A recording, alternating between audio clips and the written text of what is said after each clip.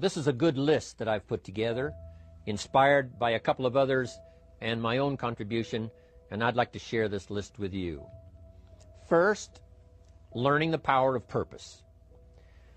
A person who has purpose in their life, they have something to go for, some meaning. One writer described it, for some people it becomes a magnificent obsession. And for you and I, maybe it doesn't need to be that dramatic as a magnificent obsession. But it has to be something that does something to us, something that pulls us, especially into the future. You know, there are many influences on us. One is the influence of the past. Some people are always pulled back by the past. Some people are always pulled aside by the distractions. But here's what's powerful. If you have a list of high purpose in your life, it pulls you toward the future. And the more powerful the purpose is, the stronger it pulls. And here's the other great advantage if you have purpose for the future. It pulls you through all kinds of challenges and all kinds of difficulties. If you don't have these strong purposes for the future, it's easy to get swallowed by a bad day. It's easy to be almost annihilated by a poor month. And it's easy sometimes to almost disappear beneath the waves of a year that goes backwards if you don't have something to pull you beyond that year. So if you want something to pull you through all kinds of challenges, all kinds of difficulties, and things that come at you, you got to have something on out there, beyond today, beyond next week, beyond next month, beyond this year, that pulls you into the future. And the clearer it is, the stronger it pulls. The more dynamic it is, the more it affects your life, your spirit, your heart, your soul. It also creates imagination. It gets your mind working on how to achieve that purpose. And if your mind will work, and if your heart works, and if your spirit works, and if you have good input, like good ideas, I'm telling you, there isn't anything you can't accomplish. So that's one of the great powers that'll make a variable of you, and that is purpose. Here's the next one, self-confidence. Where does self-confidence come from? And this is the best advice I can give you on that. Not neglecting, first of all, the small daily disciplines. Self-confidence really comes from feeling good about yourself. And one of the best ways to feel good about yourself is at the end of the day to know that you poured it on. You did your best. If you conducted a meeting, you did the best you could. If you made a phone call, it was the best phone call you could possibly make. If you wrote a letter, it wasn't a casual letter, it was your best letter. At the end of those kind of days, when you feel good about yourself, self-confidence starts to rise. You know that if you can have this kind of a good day, you can have another one the next day, and those days become the weeks become the months, and the month becomes a powerful year. Self-confidence comes from the lack of neglect. If you will not neglect to do the small daily disciplines, that's where self-confidence comes from. Part of good health is self-confidence. I know I'm going to be healthy. I take the Herbalife products. I eat the apple a day. I walk around the block. I do the jogging on the beach. At the end of the day, when you've really poured it on and you've done all the stuff, self-confidence grows. That self-confidence affects your health. It affects your future. It affects your psyche. So this is true. One of the great powers is self-confidence. Self-confidence means willingness to do whatever it takes to achieve. Some people say, well, I'll do it for a little while and see what happens. You know, I'll try a couple of things. If that doesn't work, I'm out of here. And all of us know that that kind of person doesn't have much of a future. But if you're willing to do whatever it takes, if I have to learn a couple of things, I will learn those things. If I got to learn 5 or 6 things, I'll learn all 6. If I have to take an extra class, I'll take an extra class. If I've got to read the books, I'll read the books. If I have to consult with people who know more than I know, I will do the necessary consulting. Whatever it takes, I will do. That starts to develop unbelievable self-confidence. Self-confidence also comes from the ability to rise above your circumstances, to rise above what happens, the petty little things, the discouraging things that would sink everyone else's ship except yours, that would cause someone else to quit early in the day, but you keep going. That kind of willingness to overcome all circumstances, whether it's the little challenges or the big challenges. If you're willing to do that, I promise you, this kind of power will work for you, and in you, the variable, it'll make a difference. The third on the list I had was enthusiasm. And here's what I wrote about enthusiasm. Enthusiasm that's powerful is mostly enthusiasm that is enthusiasm inside, 90%, 10% outside. We all know what the enthusiasm is like when somebody lets us see their enthusiasm, which is like the 90%, and only 10% of it is inside. But the enthusiasm that really affects people is not just being loud, but the enthusiasm that runs deep, the enthusiasm that comes from deep inside, created by self-confidence, created by purpose, created by genuine willingness to help other people. That kind of enthusiasm, knowing that you're going to get the job done, knowing you're going to affect people, knowing you're going to have testimonials flowing in from all kinds of directions. That kind of enthusiasm. A lot of it is quiet. A lot of it is unheard. And the 10% that's heard, it rings a bell. People call it genuine enthusiasm because they know that what you say in the outward display of your enthusiasm is only a small tip of the iceberg of the enthusiasm you feel inside that really motivates you to do the best job you can. Next on my list to help you become the powerful variable is expertise. Wanting to excel in all of the skills and settling for nothing less than an outstanding performance. If you're willing to be the best in your field, if you're willing to demand of yourself excellence in skills, to be the best that you can possibly be. In the training, do the best you possibly can. In doing a workshop, do the best you possibly can. Developing the skills of using your personality, developing the skills of language, developing the skills of influence, developing the skills of organizing. If you're willing to be an expert in all of the skills, Herbalife has the way for you to invest those skills and not only make a handsome living, not only make a lot of money, but if you would so desire and if it would be your purpose, a chance to make your fortune. Expertise, excellence in skills. Here was the next one on my list, making a powerful contribution to you, the variable, and that is preparation. Well prepared. And preparation, of course, involves a whole lot of things. A big share of our life is preparing, getting ready. When we go to the first grade in school, we're just preparing for the second grade. After we've finished 2 grades, the 2 grades prepare us for number 3. Sometimes it seems like a long, excruciating time. And the time will just seem like it'll never come when we can finally have the performance that we really want. But it takes time to prepare. It takes time to get ready. And the decisions you make in the preparation time, those are the decisions that last for a lifetime. Preparing to have a good day. It's that preparing, maybe the night before, maybe the couple of days before the day that you're going to put everything together. The preparation for a meeting means that you've taken it serious. The preparation for doing a workshop means you're serious about the workshop. You want to make the best contribution. That kind of preparation is important. But here's preparation that's very vital, and that is to prepare yourself for success. Life seemingly does not wish to waste success on the unprepared.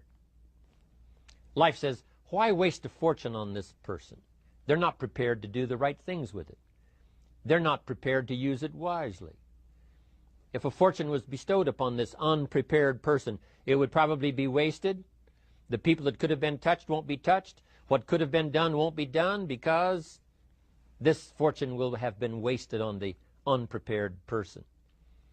So not only look for fortune, not only look for the promise, but prepare yourself and ask of yourself, what can I do to make myself ready?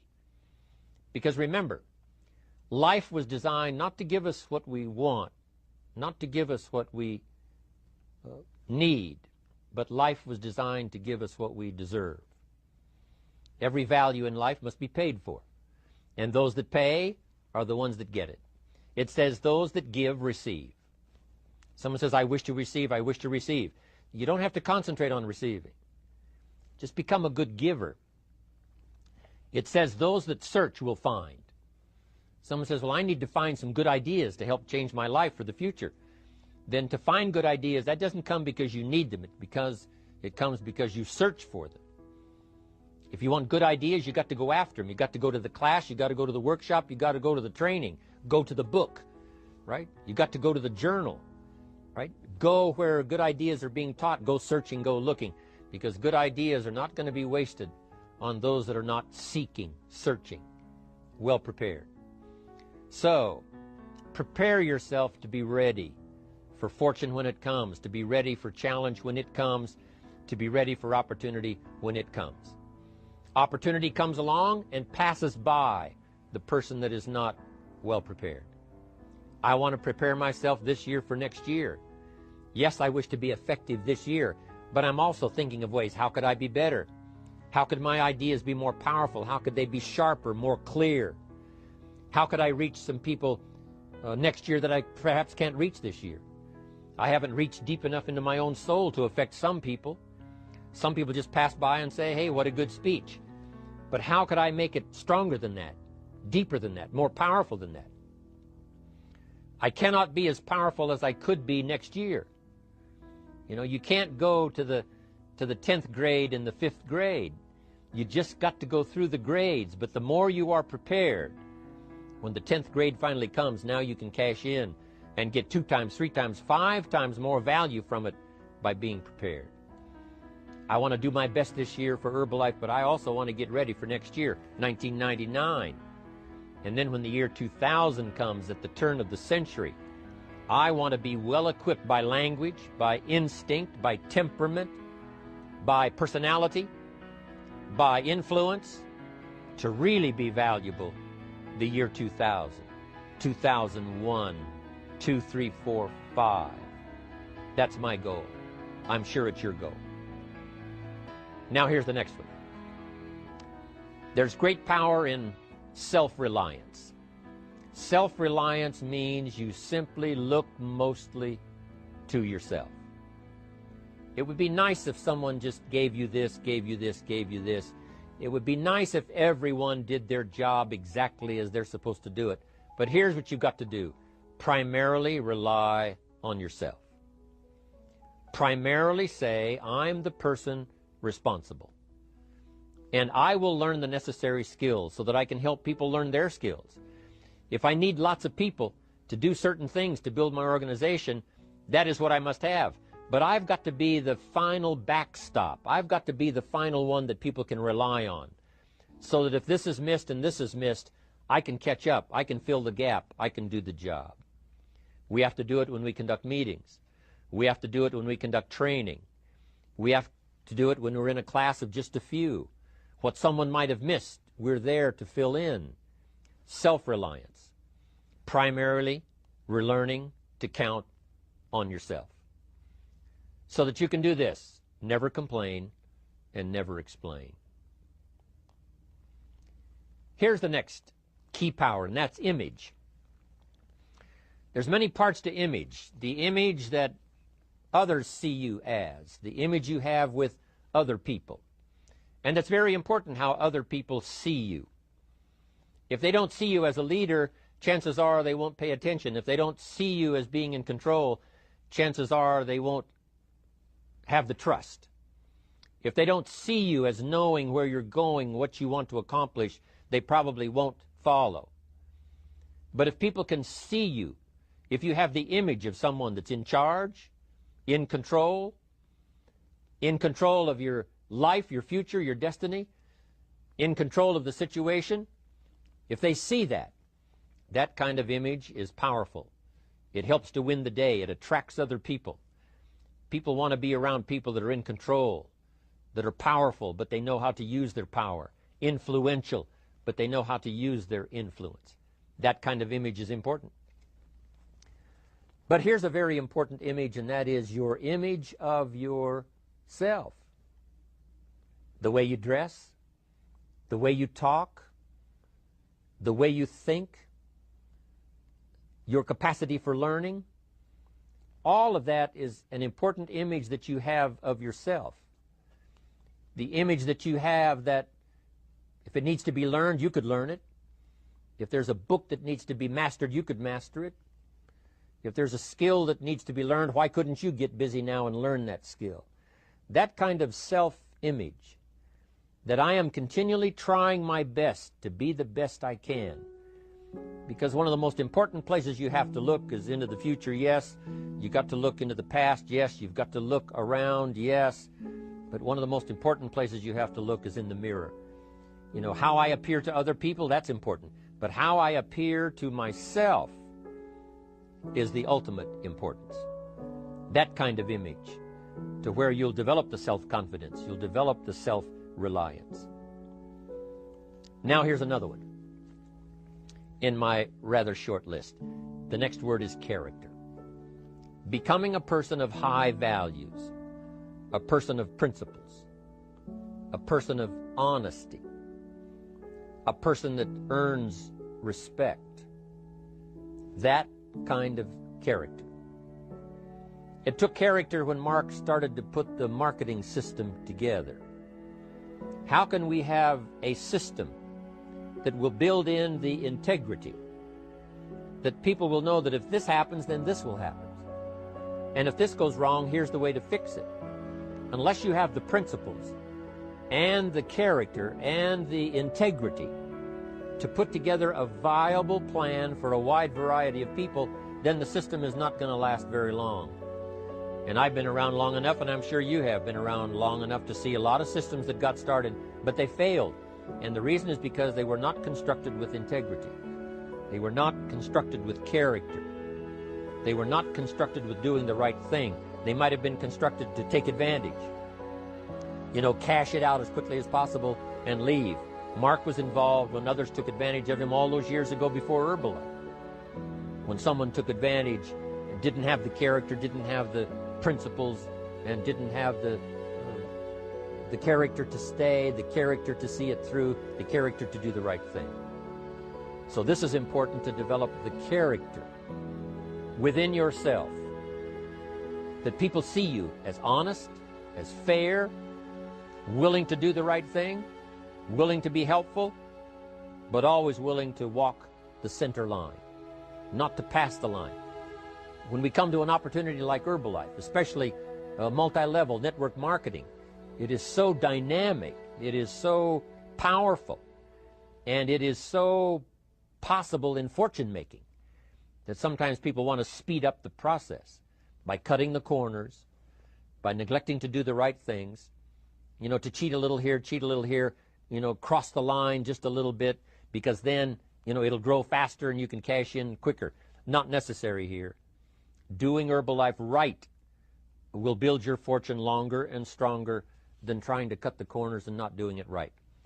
If we'll have the integrity that Mark had when he started it, and keep perpetuating that we will do the right thing by the marketing system, the right thing by a distributor who has a customer and they take care of that customer belongs to that distributor. That kind of integrity in the marketing system, the kind of integrity we have among each other, the kind of character we have to rely on each other, because here's what we cannot do. We cannot do this by ourselves. Mark's got to count on me. I've got to count on Mark. We've got to count on the president's team. The president's team has to count on the chairman's club for advice and counsel. We have to count on the millionaire team, the tabulator team, the world team. We've got to count on the distributor. We've got to count on the distributor giving the right message to the potential customer. We've got to count on the distributor giving wise counsel to the new recruit, teaching them the right way, the Herbalife way, the principled way, the character way. Vitally important. Building and developing your own character. Now here's another one. It's called self-discipline. Self-discipline, all of us have a challenge with that. Because sometimes it's easy, and especially if you're working hard, doing the best you can, it's easy sometimes to let up and let it go. But remember, So many people, especially now that we're as big as we are around the world, are counting on what we do. At home office, they have to be careful. They have to be disciplined. It's easy for the person who ships the product from Herbalife says, oh, well, I'll wait until tomorrow to ship it. And then they go home and sleep like a baby. But the distributor who's waiting for that product doesn't sleep that night, or doesn't sleep when the product doesn't show on time. But if everybody will have the discipline to say, I will do the best job I can. I will make mistakes, of course, because we're all human, but I'll try to remedy those mistakes and do the best job I can. That kind of self-discipline that understands how important your part is in all of the functions that work. Coming to work on the set here, HBN, there's so many people that play a part. And each one of the parts that are played is necessary to put on the broadcast, make it viable, make it real, make it powerful. Any couple of them missing, and it would be a disaster. But all of it put together, and it works like a charm. Each person developing the self-discipline to do their part, do their job. Here's one more, and that is the power of extraordinary performance and demanding of yourself excellent results. This is so important. If you want to live extraordinary, you must do extraordinary. If you want an extraordinary income, you must do extraordinary things. If you want an extraordinary fortune, you must go with the demands of what it takes to have that fortune. Mark has made such a fortune, it's almost beyond comprehension what the numbers really are. But guess what he has the satisfaction of knowing? He earned it all.